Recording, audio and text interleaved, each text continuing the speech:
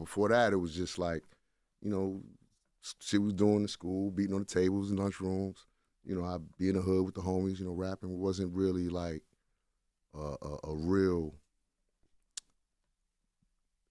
it wasn't a dream yet, is what I'm saying, you know, until that moment. You know what I mean? Then it really became real to me, like, yo, we could get a record deal. We could, you know, we could put out some records. Maybe we could go gold. And that was the goal back then, is to go gold. So, yeah, so we signed to TVT. He had Mike Geronimo there first.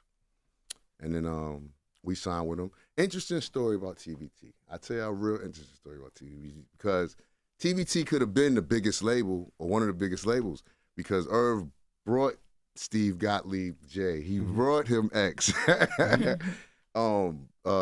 Dre brought him the Chronic. What? I swear to God, Crazy. He had all these projects, and he didn't know. I guess he didn't know how to capitalize on what was happening with the movement of hip hop at the moment, and how it was shifting and changing or whatever. And he just kept saying no to everything that came his way. Word. And how did it go from there? Because, you know, when Mike Geronimo came out, Shit's Real was the record. Yeah. It wasn't a huge successful record, but it was big. It was enough. It was enough, especially for Queens. For sure.